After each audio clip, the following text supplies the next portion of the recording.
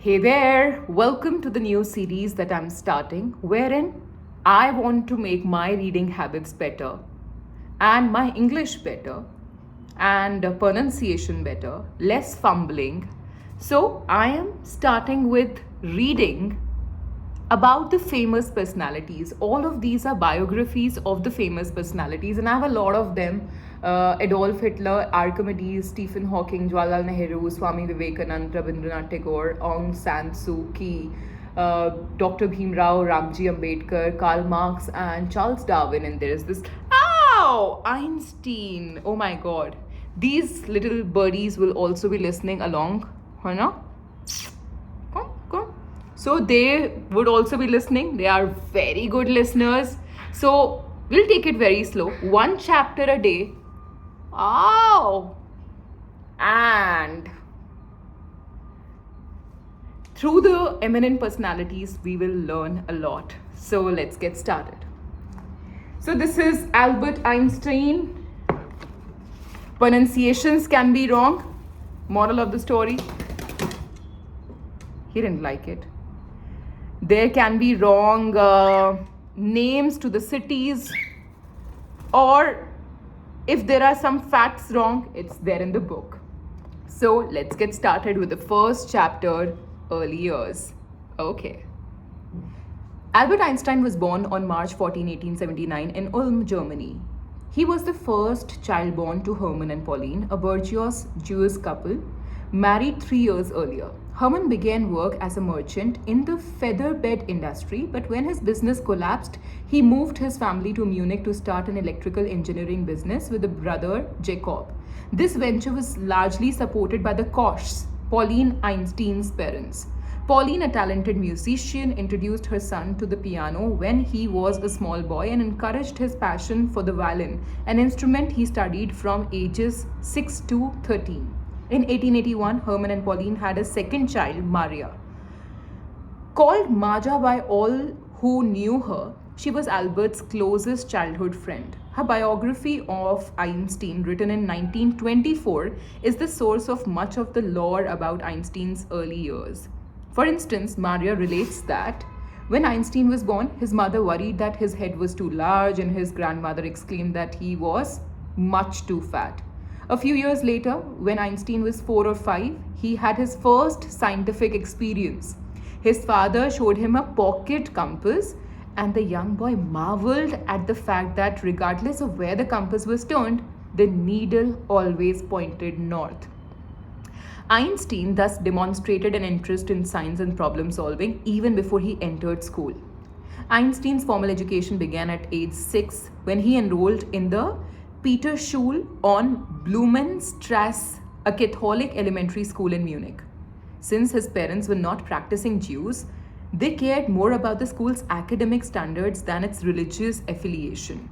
Einstein did well in school, but he was a quiet child and kept his distance from his peers. He was uncomfortable with the principle of absolute obedience and the military drills that dominated the school's atmosphere. The young Einstein preferred to build houses of cards and play with his sister at home. At the age of 10, Einstein was accepted into the Luitpold Gymnasium in Munich, a formal and respected institution that emphasized Latin and Greek over mathematics and science. Unhappy with the educational program at school, Einstein turned to a course of personal study outside of school. His uncle Jacob lent him a book of algebra and sent him math puzzles to solve. In addition, a 21-year-old medical student named Max Talmud, a friend of Einstein's family, lent him books on popular science and philosophy that the young boy eagerly devoured. At the age of 11, Einstein went through an intense but brief religious phase in which he observed the kosher dietary laws, read the Bible avidly, and composed short hymns to the glory of God. However, midway through his preparation to become a bar mitzvah, he became disillusioned with his faith as a result of his growing scientific awareness. By the time he turned 13, he had come to resent organized religion and all forms of dogmatic instruction. In 1893, Einstein's father and uncle sold their business and moved south to Italy. They planned for the boy to remain in a boarding house in Munich to complete his education in the gymnasium before joining his family in Pavia. However, after 6 more unhappy months at school, Einstein persuaded a doctor to write him an official note diagnosing him with neurasthenic exhaustion. This provided him with an excuse for leaving school and moving to Italy. Einstein may also have been motivated by the desire to escape military conscription, since German law stipulated that if a boy left the country before the age of 17, he would be exempt from military service. Einstein's unexpected arrival in Pavia surprised and dismayed his parents.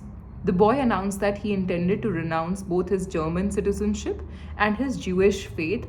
These renunciations testified to his isolation and independence from the world around him.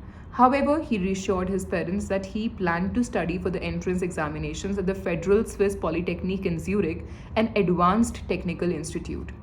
Though Einstein studied physics diligently during the summer of 1895 in preparation for the Zurich Polytechnic, he failed the necessary exams for admission. At the suggestion of the principal of the Polytechnic, he spent the next year in Swiss secondary school in Aarau, preparing to retake the examination.